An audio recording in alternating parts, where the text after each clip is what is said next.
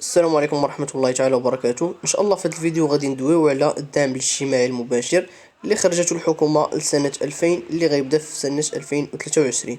بزاف ديال الناس كيطرحوا مجموعة من الأسئلة، لذلك فالموقع ديال الدعم الاجتماعي المباشر خرج واحد الإجابات واحد الشرح لهاد التساؤلات ولا استفسار لهاد التساؤلات اللي كيطرحوا الناس. اول حاجه غنبداو بشنا هو هاد الدعم الاجتماعي المباشر. باش ما نكونوش كندويو من الفراغ غادي ندخلوا الموقع الرسمي وغادي ندخلوا الاسئله المتداوله اللي كيطرحوها بزاف ديال الناس. فانت كيفاش بغيتي تسجل في هاد السيت هذا ولا تسجلتي ولا كتقلب كيفاش تسجل، عندك مجموعه من الاسئله كيطرحوا عليك. في هاد الفيديو غادي نجاوبوا عليهم كاملين. اول حاجه شنو هو النظام ديال الدعم الاجتماعي المباشر؟ انا غنقرا لكم هادشي اللي دايره الوزاره في هذا الموقع، ومن بعد غنشرحوا لكم باش كلشي يفهم. الدعم الاجتماعي المباشر هو واحد النظام كيهدف لتحسين الوضع المعيشي الملايين الاسر والاطفال الاكثر هشاشه في المغرب، حيث ستتلقى الاسر المستهدفه 500 درهم شهريا كحد ادنى للدعم الاجتماعي المباشر، في حال استيفائها شروط استحقاق المؤهلة عبر السجل الاجتماعي الموحد للاستفادة من هذا الدعم الذي من شأنه أن يرتفع بحسب تركيبة كل أسرة. أول حاجة، هذا الدعم الاجتماعي المباشر كل أسرة كيف ما كانت كانوا فيها جوج ثلاثة أربعة، أقصى فلوس غادي تاخد اللي هما 500 درهم. ادنى حاجه، زعما الا كانوا عندكم غير جوج ديال الناس في الاسره تقدر تشد 500 درهم. ثلاثه الناس كتولي ديك الساعه تخلص على الدراري، كل دري كتخلص عليه 200 درهم. اذا اقصى حاجه غتاخد، اقل حاجه غتاخد هي 500 درهم. الا كانوا عندك جوج دراري غادي تاخد على كل واحد 200 درهم، ملي غتجمعهم غتولي 400 درهم، ولكن ما تاخدش 400 درهم، غتاخد 500 درهم. هذا هو ابسط مثال. شنو هو الاطار القانوني لهذا النظام ديال الدعم الاجتماعي؟ هنا هاد القوانين هادو غادي ندوزوهم وندوزو الشروط من الاستفاده من الدعم المباشر. شنو هما الشروط؟ يكون رب الاسره ولا سواء الاب ولا الام ولا الشخص اللي تسجل يكون رب الاسره معنيين بالاعانات المغاربه مقيم بالمغرب، يعني يكون كيعيش داخل المغرب. أن يكون هؤلاء مقيدين بالسجل الوطني للسكان، يعني تكون تسجلتي في السجل الوطني للسكان. شنو هو السجل الوطني للسكان؟ هو ملي كتمشي للمقاطعه ولا القياده ولا البشويه اللي عندكم وكيصوروا لك عينيك بهذيك لاباراي وكيعمروا لك واحد الورقه، وتكون مسجل في السجل الاجتماعي الموحد. السجل الاجتماعي الموحد من بعد ما كيصوروا لك عينيك في المقاطعه كتمشي عند المتسبر وكيسجلك في السجل الاجتماعي، فاش كيبقى يسولك شحال عندك من بيت، شحال عندك من بوطه، شحال كيجيك في الموضوع الى اخره. أن يكون تنقيط الأسرة في السجل الاجتماعي الموحد لا يتجاوز عتبة الاستحقاق المؤهلة للاستفادة من الدعم الاجتماعي المباشر. شنو هو هاد العتبة هادي؟ يعني خص يكون عندك النقطة ديالك 9.74 لتحت، ما تكونش فايتة 9.74. شنو هما الشروط الخاصة بكل دعم؟ بالنسبة للمنحة الشهرية، دابا الدعم مقسم ثلاثة ديال الحوايج. عندك منحة شهرية ومنحة ديال الولادة وواحد المنحة جزافية. انا غنشرح لكم كل وحده شنو كتعني. المنحه الشهريه كتاخذها كل شهر، يعني يكونوا عندك الدراري يكونوا قل من 21 سنه، وكاين واحد الاستثناء كيستثنى السن في ولد اعاقه الذي يوجد في حضانه الام الارمله. يعني الا كانت رب الاسره هي ام ارمله وكانوا عندها شي دراري ولكن فايتين 21 عام، ولكن هي خصها تكون ارمله فايتين 21 عام ولكن عندهم اعاقه، فهادو يمكن يتسجلوا معها. بالنسبه للدعم التكميلي، أن يكون الولد في وضعية إعاقة، وأن يكون الولد يتيما من جهة الأب دون 6 سنوات، يعني خص يكون يتيم من الأب إلا بغى يستافد ويكون مازال كيقرا، ما يكونش خرج من المدرسة. بالنسبة لمنحة الولادة، إذا طلب الاستفادة في أجل أقصى 6 أشهر من تاريخ الولادة موضوع المنحة. يعني إلا ولدت لك مثلا المرة ديالك وبغيتي تشد هذيك المنحة ديال الولادة اللي هي عبارة عن 2000 درهم كتاخدها على الولاده اللي ولدت لك المراه، خصك تكون دفعتيها قبل ما يولي الدري عنده 6 شهور. الا فات الدري عنده 6 شهور ما غادي تشد حتى شي حاجه. بالنسبه للاعانات الجزافيه، عدم توفر الاسره المسجله بالسجل الاجتماعي الموحد على اولاد يتجاوز عمرهم ان وجدوا 21 سنه. يعني الا ما كانوا عندك الدراري، ما كاينش عندك شي ولد قل من 21 سنه، فانت ما غاديش تستافد، غتستافد ما تستافدش من المنحه الشهريه وغتستافد غير من المنحه الجزافيه. هنا السؤال اللي يليه: كيف يمكن الاستفادة من الدعم الاجتماعي المباشر؟ يعني كيفاش نستافد من هذا الدعم هذا؟ باش تستافد من الدعم خصك تكون تسجلتي في السجل الوطني للسكان اللي قلت لكم فاش كتمشي المقاطعه يصوروا لك عينيك، ومن بعد كتمشي عند المستبر يسولك شحال عندك من بيت، شحال من بوطه الى اخره، كيتسمى السجل الاجتماعي الموحد. من بعد كترجع عند السيبر كيسجلك في هذا الطلب، كيدير لك واحد الطلب ديال الاستفاده من الدعم الاجتماعي المباشر، ومن بعد كتكون تسجلتي في جميع ودوزتي في جميع السجلات ودوزتي جميع المراحل. عندك سيدي شنو هما الفئات المعنيه للاستفاده من الدعم الاجتماعي المباشر. شكون هما الناس اللي غيستافدوا؟ هي الاسره اللي كتوفر على تنقيط لا يتجاوز العتبه الاستحقاق اللي قلنا 9.74، وتكون عندها دراري قل من 21 سنه، و وبالنسبه للمراه الارمله سبقنا وقلنا باللي الا كانوا عندها الدراري في اعاقه ولا شي حاجه راه كتستافد عليهم.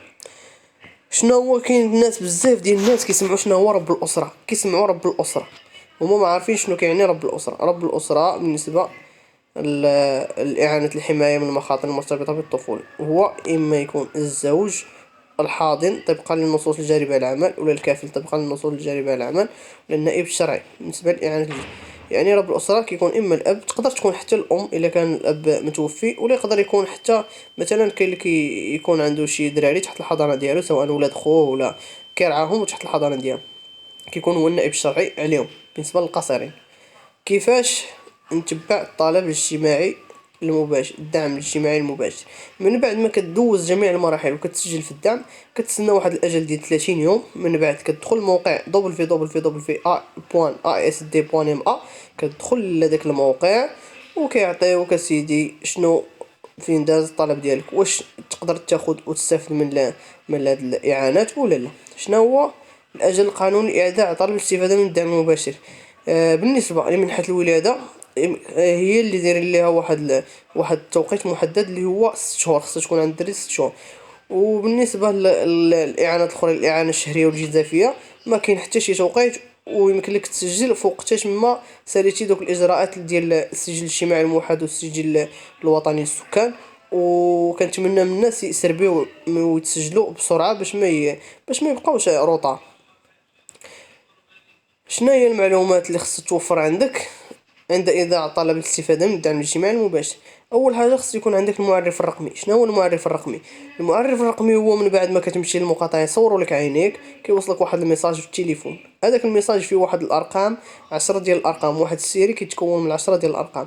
هذوك 10 الارقام هما المعرف الرقمي، كيكون حداهم الاسم ديالك، وكيكتبوا مثلا السيد فلان معرفكم الرقمي هو، وكيكونوا 10 الارقام قدام. كتهز هذوك 10 الارقام وكتجيب الارقام ديال المسار ديال الدراري. انا نقول لكم الطريقه كيفاش غتسجلوا في الدعم الاجتماعي المباشر.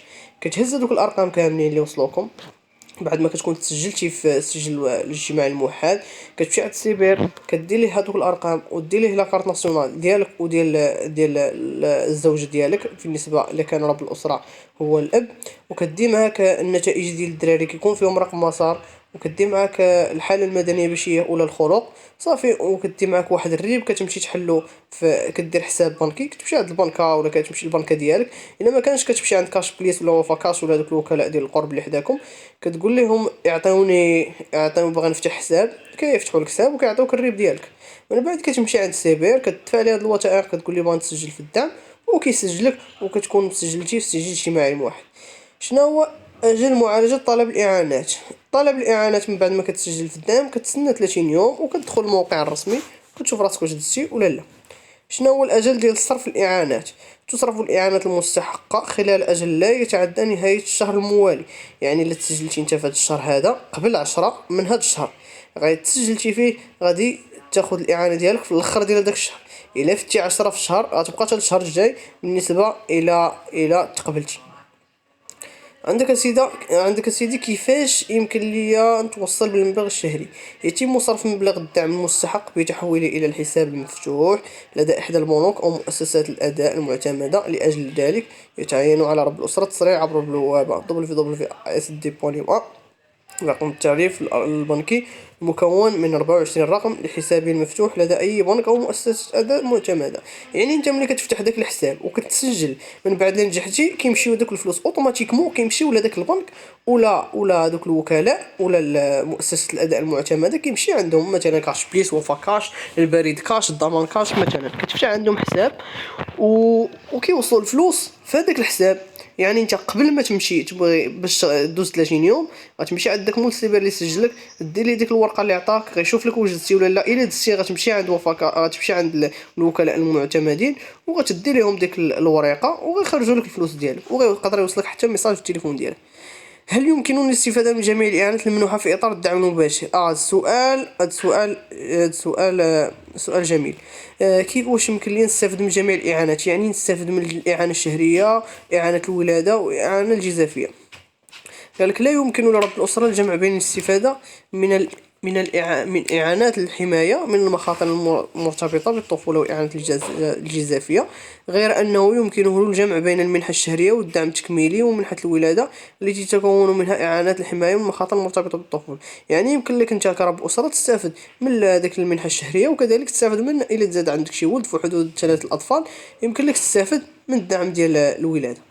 أين يمكنني إيداع طلب الاستفادة من الدعم الاجتماعي المباشر وتتبع معالجته؟ يمكنكم إيداع طلب الاستفادة من الدعم الاجتماعي عبر بوابة www.asd.ma، ولا يمكن لك إلا ما عرفتيش هادشي تمشي عند شي مول السيبر وهو يتكلف لك بالمسائل ديالك.